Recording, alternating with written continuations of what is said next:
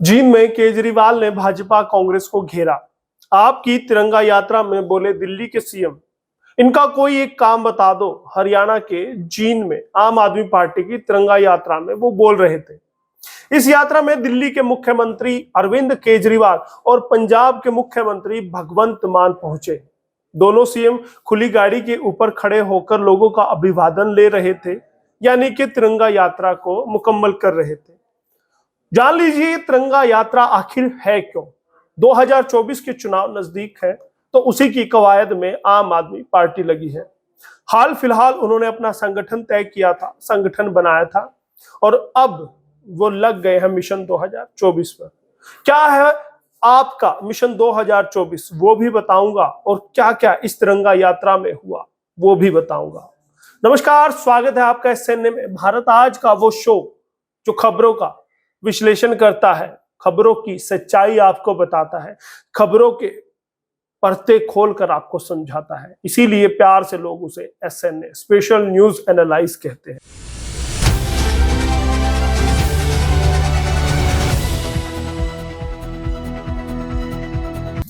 भाजपा कांग्रेस पर निशाना। जींद में केजरीवाल ने भाजपा सरकार के साथ साथ कांग्रेस पर निशाना साधते हुए कहा, क्योंकि उनके दुश्मन तो भाजपा और कांग्रेस दोनों ही है, दोनों ही उनके प्रतिद्वंदी है, दोनों से उन्हें टक्कर लेनी है और दोनों को बीट करके हरियाणा में सरकार बनानी है। उन्होंने बिजली, पानी, सिंचाई की सुविधा को लेकर तंज कसा। स्कूल, अस्पताल नहीं बनवाने पर उन्होंने कहा कि कैसे वो वोट मांग लेते हैं। उन्होंने कहा कि अब तक मजबूरी थी कि कांग्रेस से नाराज लोग भाजपा को वोट देते थे और भाजपा से नाराज लोग कांग्रेस को वोट देते थे। अब तीसरा विकल्प है आम आदमी पार्टी। अब लोगों के सामने आम आदमी पार्टी है। अगर जनता उन्हें एक मौका देगी तो बच्चों को अच्छी शिक्षा देने का काम करेंगे। प्राइवेट स्कूलों की गुंडागर्दी खत्म करने की उन्होंने बात कही। केजरीवाल ने कहा कि उन्होंने दिल्ली में 3 लाख बच्चों को नौकरी देने का काम किया है। पंजाब में भी मान साहब ने, यानी भगवंत मान मुख्यमंत्री की बात कर रहे, 30,000 सरकारी नौकरियां दे दी हैं 1.25 साल में, तो 3 लाख प्राइवेट नौकरियां देने का इंतजाम कर रहे हैं। जब भगवंत मान भी इस तिरंगा यात्रा में पहुंचे थे तो वो कहां पीछे रहते। उन्होंने भी क्या कहा, उन्होंने केजरीवाल की शान में क्या कहा, सुन लीजिए। केजरीवाल ने राजनीति की दशा बदली। पंजाब के सीएम भगवंत मान ने कहा कि हरियाणा की धरती से पैदा हुआ अरविंद केजरीवाल, जिसने पूरे देश की राजनीति की दशा और दिशा बदल कर रख दी। बड़े बड़े भ्रष्टाचारियों को अरविंद केजरीवाल का नाम बता दो तो वह कांपने लगते हैं। जींद का इलाका उनके कोई बेगाना नहीं है। बहुत समय पहले जींद रियासत की राजधानी थी संगरूर। इस कारण पंजाब का रिश्ता जींद के साथ जुड़ा हुआ है और उनकी आपस में रिश्तेदारी और दोस्ती है।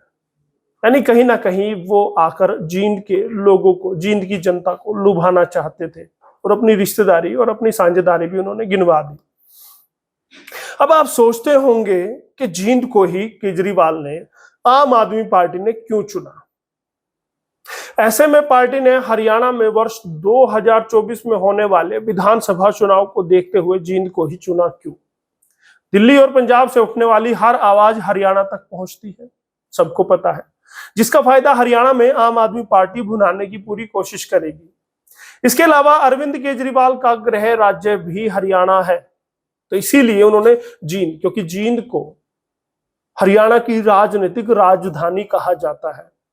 हर बड़ा आंदोलन और हर राजनीतिक पार्टी की शुरुआत जींद से होती है। कहा जाता है कि चंडीगढ़ का रास्ता जींद से होकर ही गुजरता है, और शायद यही वजह है कि केजरीवाल ने जींद को अपनी कर्म भूमि या फिर रणभूमि बता दिया। हरियाणा में अब तक आम आदमी पार्टी ने 2 चुनाव लड़े हैं। 2022 में हुए निकाय चुनाव से पार्टी ने हरियाणा में शुरुआत की थी। इस चुनाव में पार्टी को मात्र 10.96% मत ही मिले। वहीं दूसरा चुनाव हाल ही में संपन्न हुए पंचायत चुनाव है। इस चुनाव में आपने अच्छा प्रदर्शन किया और 13% से अधिक वोट हासिल किए। यहां पर मैं आदमपुर उपचुनाव का जिक्र नहीं करूंगा, वरना तो फिर आम आदमी पार्टी वाले कहेंगे कि हमें बदनाम करने के लिए वहां के आंकड़े दिए गए। वहां पर वो सबसे निचले पायदान पर पार्टी रही थी, बड़े बड़े दावे थे, वहां से शुरुआत कही थी, लेकिन अब शुरुआत जींद से दोबारा हुई है, यहां से हुंकार 24 के लिए भरी है।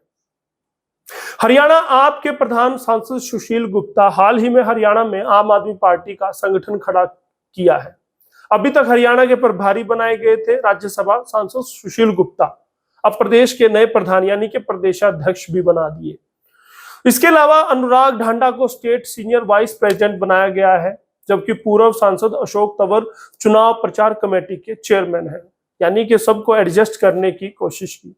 ये वो दो नाम हैं जो प्रदेशाध्यक्ष की दौड़ में आगे थे, लेकिन कहीं ना कहीं उस दौड़ से पिछड़े, तो इनको कहीं ना कहीं संतोषजनक पद मान सम्मान देकर मनाने की, रिझाने की, बनाए रखने की कोशिश की गई, कवायद की गई।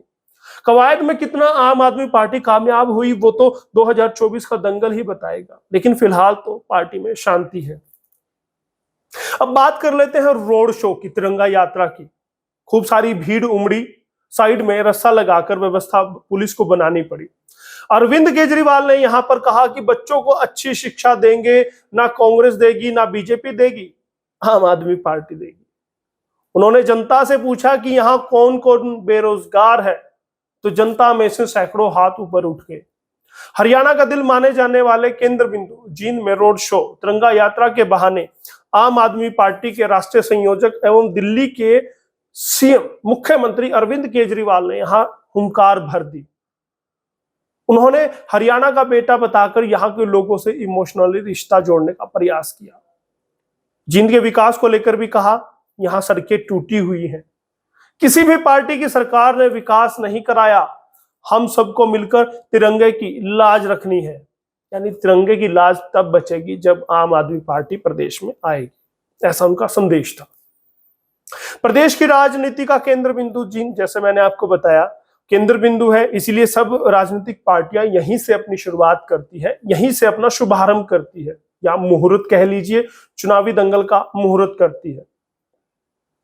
दिल्ली व पंजाब के बाद हरियाणा में भी आम आदमी पार्टी दिल्ली मॉडल के दम पर सरकार बनाने का प्रयास कर रही है, क्योंकि दिल्ली और पंजाब के मध्य पड़ता है मेरा हरियाणा।